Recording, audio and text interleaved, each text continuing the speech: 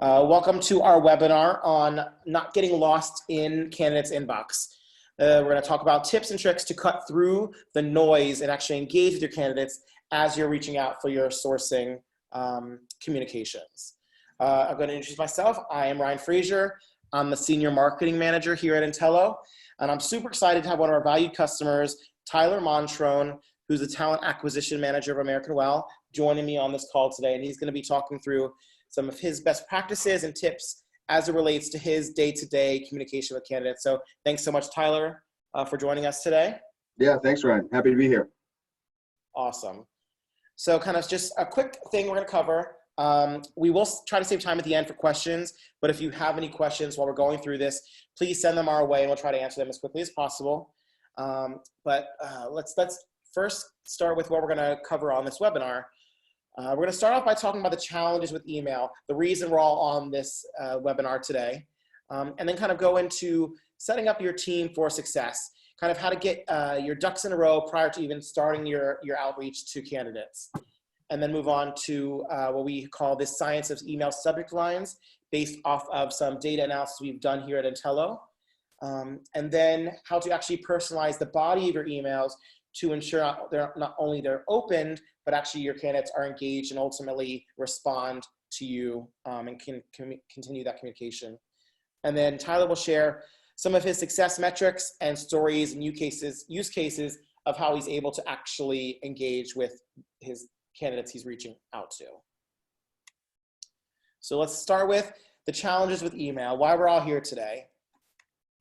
Kind of the first and foremost thought is the fact that there are almost 200 emails that people get every day in their inbox. So you're competing with a lot of noise. So how are you going to get your emails opened amongst all of that chaos of the inbox? Also the fact that on average, people check their email 15 times a day, which means you have really limited time periods to get their attention, ultimately get them to open your email. And then the fact that 50% of emails are responded to within 1 hour. So you have a really short window of time to actually get them to open and actually respond to you. That also means that because they check their email so many times a day and they respond within an hour, that you can play around with actually the email send times based off of specific industries or roles. If you're looking to hire executives, kind of focus on early morning or in the evenings, they're busy all day. So really you can use some of these stats to actually impact in a good way your email outreach.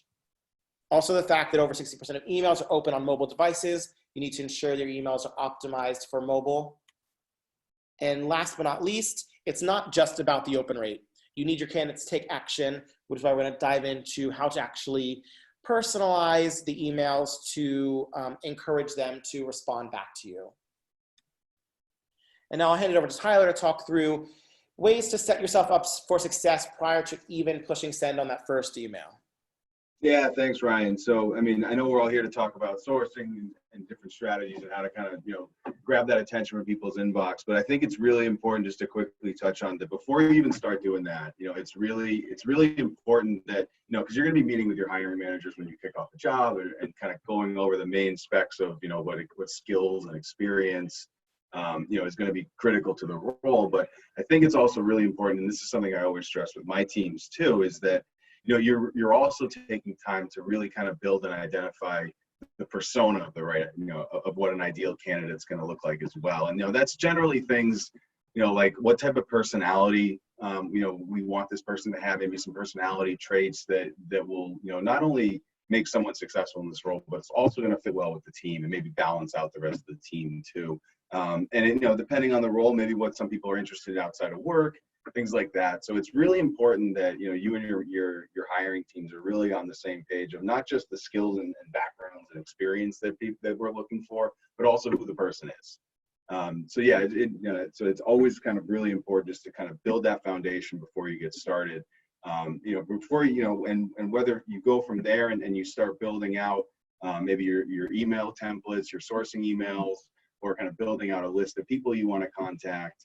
I usually from there, I will start, really kind of building out my sourcing, right? And kind of building out, I love the campaign strategy, or whether you want to call it a sequence or a drip campaign, whatever it may be. I think it's a really effective way. And just from running my own data, I've seen a lot of success from doing that, which we'll get into, towards the end here. But the way that I kind of build out my sourcing strategies for these emails and kind of how I shape these emails, I've adopted taken a page out of Tony Robbins' book, actually, and there's the good thing is there's a ton of content on this. I'll go over kind of each one of this. So he's got 6 basic human needs, and and the theory is, or what he says is, everybody aligns with at least 2 of these. So you see there on the screen, there's 6 of them. There's I'll quickly run through these and kind of relate that to how I put them into an email. But the first one, security and certainty. That's folks that generally want a stable job, steady income. It's someone who doesn't want to be at a high risk position. Maybe maybe these people avoid startups, right? So they risk of layoffs or reduction in force, things like that. Variety and uncertainty. These people tend to like to wear a lot of hats. They like a lot of variety in the role. They're very comfortable with fast-paced environments and change. So if you have a kind of really fast-paced environment that you work at, candidates that align with that are going to generally gravitate towards you. Significance. These people like kind of that. I don't mean this in a condescending way, but they like to feel important. They like to be impactful, right? So they may be looking for a lofty title, roles that have high visibility, high impact roles. So maybe someone who's an executive would probably line up with this pretty well.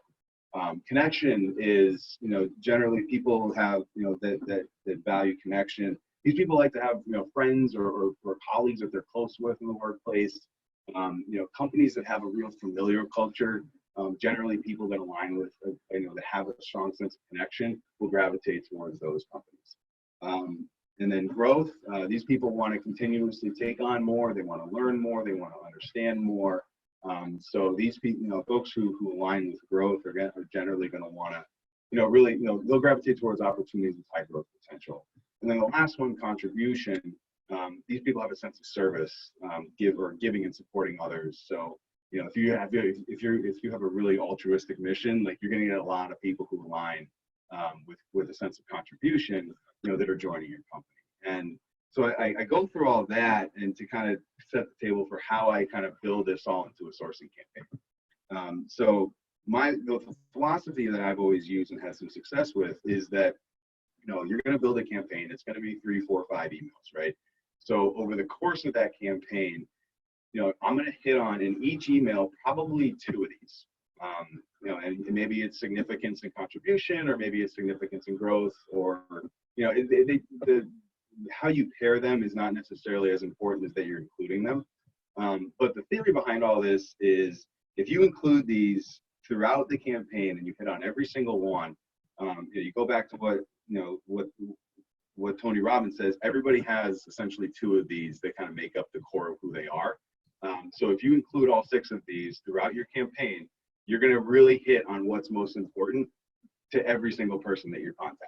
It may not be on the first email, it may not be on the 3rd, it may be on the 4th or the 5th, but you're going to hit it, and then you're kind of strike the feels of what's really important to that person, and then and that should be really something that grabs their attention, that gets them engaged, gets you on the phone with them, gets you in front of them for coffee, a meeting, whatever it may be. And then you look at kind of organizing content and assets. I mean, and this can be articles, this can be infographics, it can be kind of whatever, whatever content that's relevant to share. But I think in large part, the rule that I have for content is it needs to be relevant to the email that you're writing and relevant to kind of the overall message that you're sending. So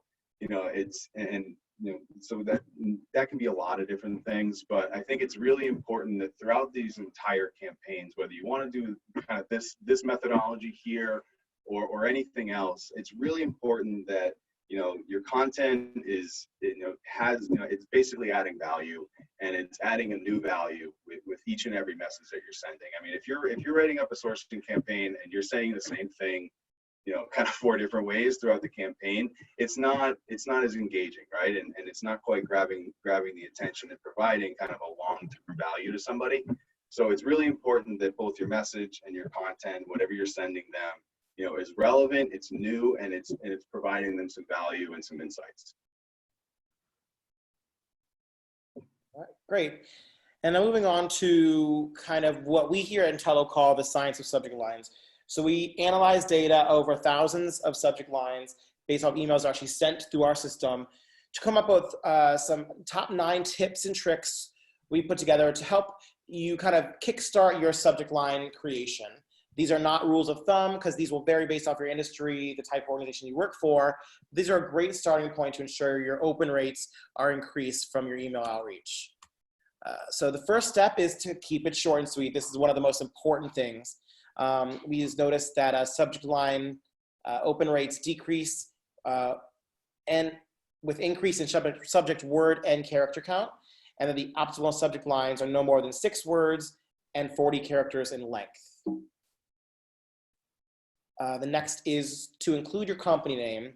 We noticed that subject lines that include a company's name perform significantly better than those without, and this is clearly particularly true for larger organizations. So if you are a smaller organization, a small company that maybe doesn't have a recognizable name, this one may not be as successful for you. But if you are a large organization that's not utilizing this, it's worth a try to see if it actually will improve your open rates for your emails. Also, seems pretty like a basic one, but adding the candidate's first name to a subject line actually goes a long way. And we noticed an increase of open rate of 7% and actually response rate by 21% simply by putting their candidate name in the subject line. Also, avoiding who in the subject line is key. We saw a 5% drop in open rates and 23% drop in reply rates when they were simply addressed as you, or you will have this impact.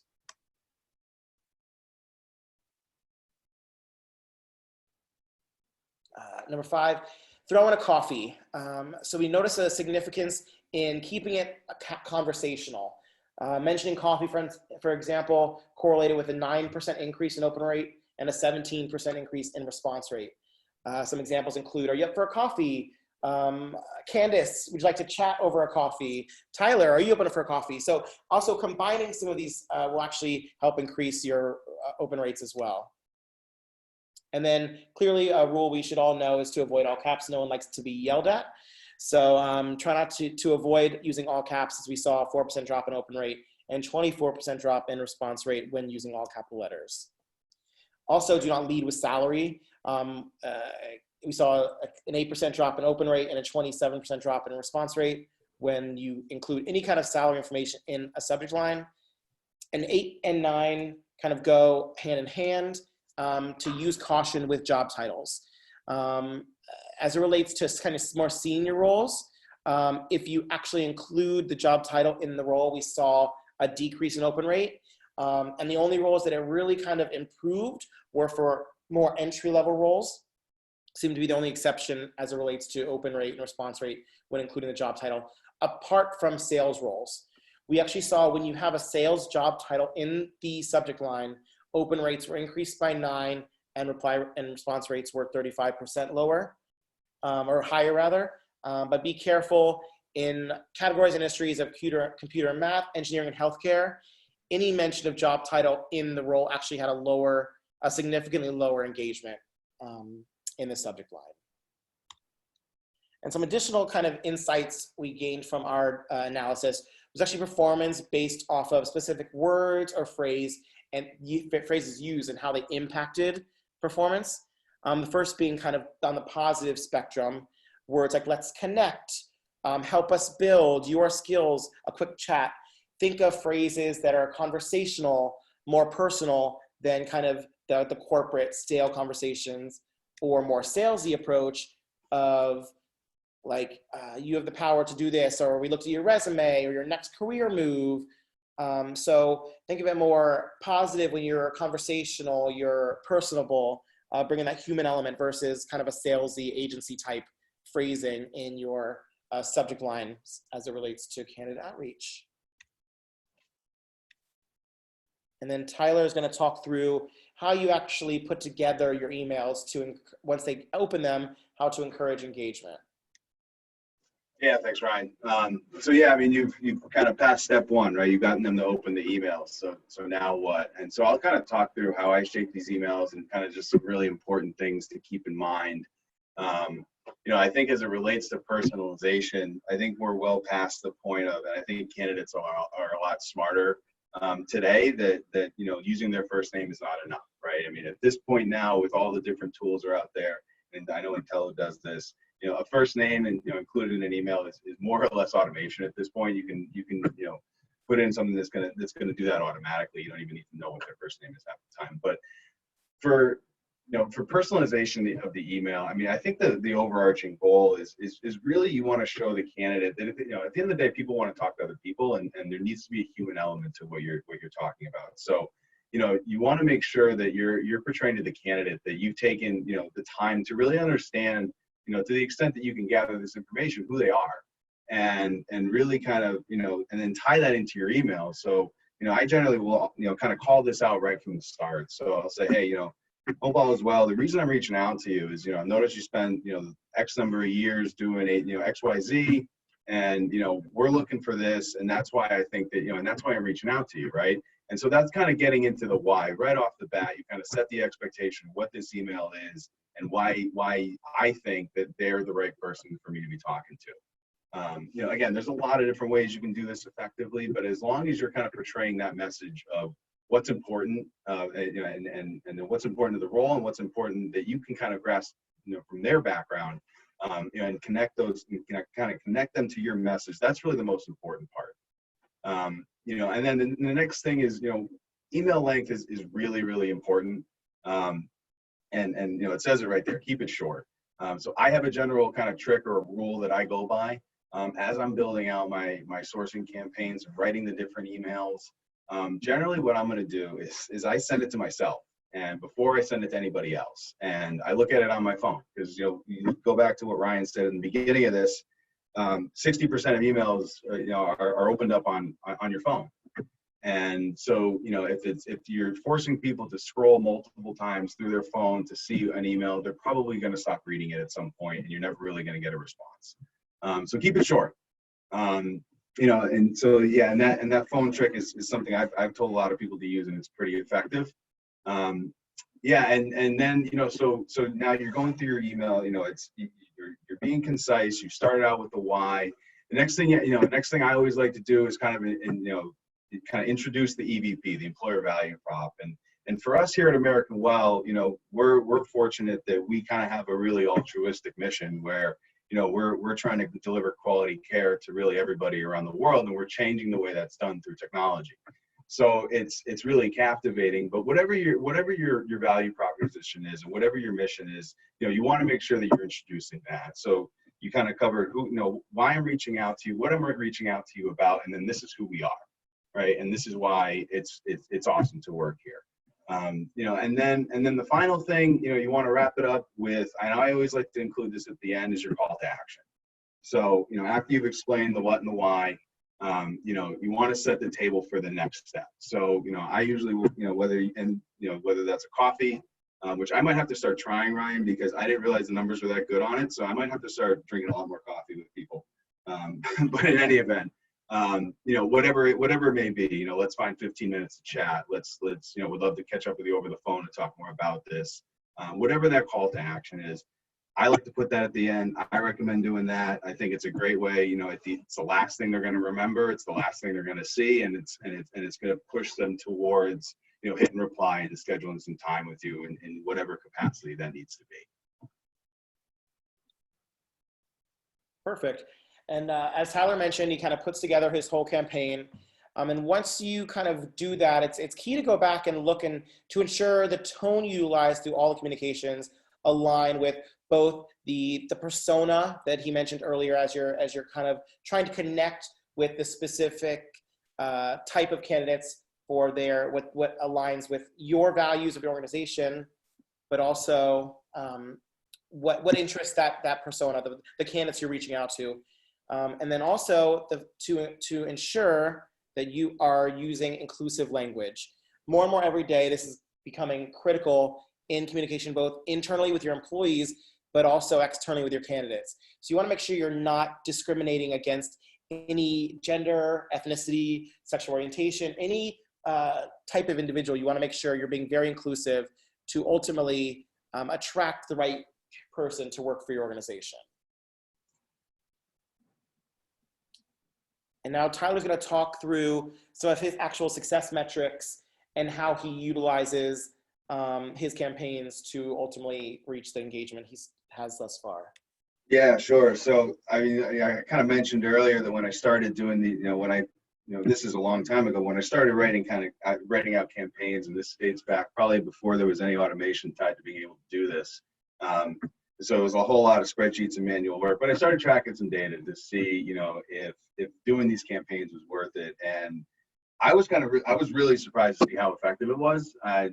So when I was, what I realized is over the course of this, say it's a 4 email campaign, you're really increasing, your response rates by, it can be up to 100%. So let's say, you contact 100 people for a software engineer job, and, say 10% want to talk to you after the first round. And, whether that's good, bad, or indifferent, let's say it's 10%, right? And so over this 4 email campaign, I've noticed that typically by the end of it, that same list of 100 people and that same, it turns from 10 positive responses, to upwards of 20. And, with a lot of the different tools that are out there, especially Entelo, it's all automated. So you're doing no additional work, but you're getting double the production out of it.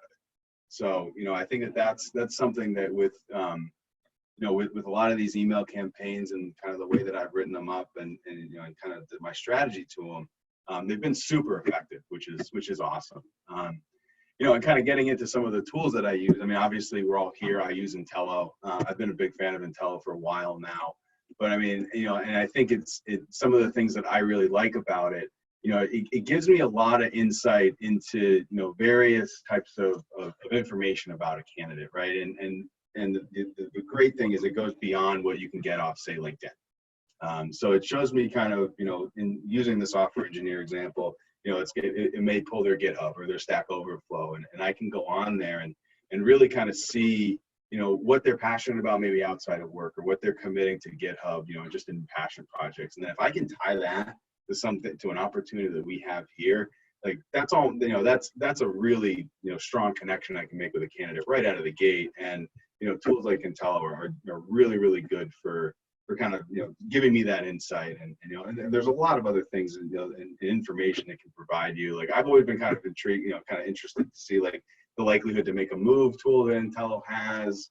And it's a good way to kind of get a gauge on their trajectory and their growth and what really that next great opportunity is going to be for them. And then kind of what their, in a lot of ways, what their market value is out there as well, and see if that lines up with what I have to offer them.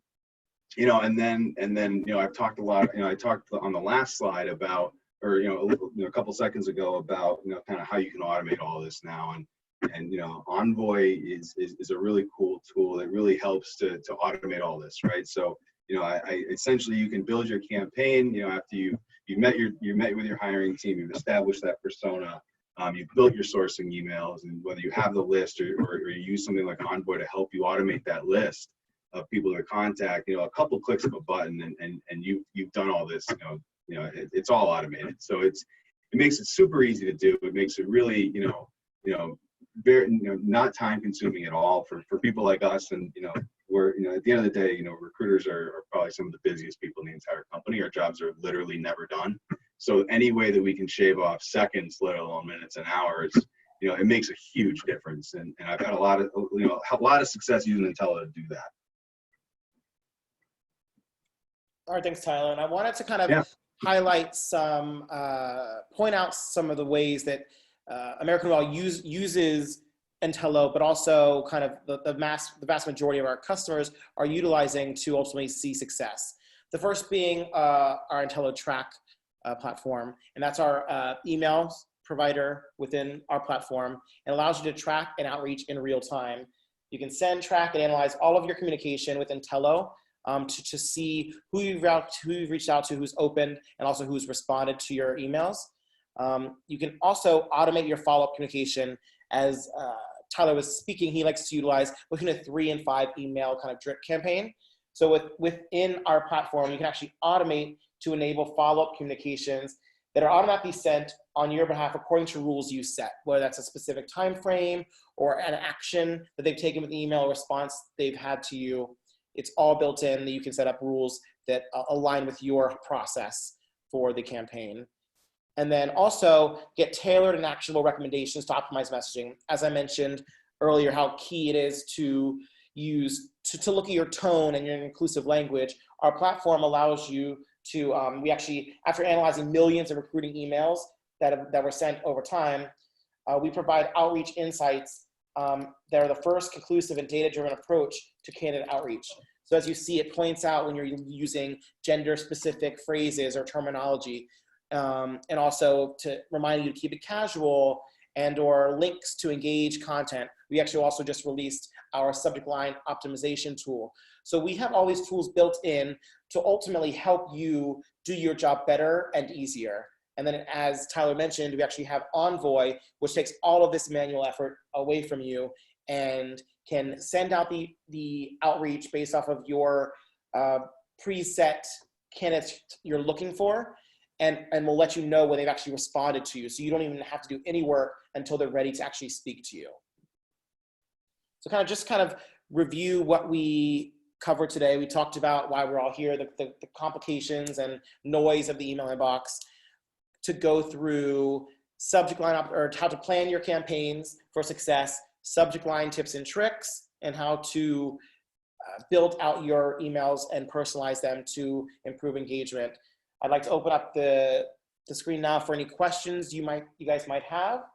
But while we wait to see if have any come through, I'd like to thank you for joining the webinar and talking with us and about email engagement and open rates. And Tyler, thank you so much for joining. Yeah, happy to be here. Thanks so much. I just want to remind everybody the slides are going to be sent out following the webinar, so stay tuned for that as well as a recording of this. We'd love to talk to you more about how Entelo can help you with your sourcing and candidate outreach initiatives.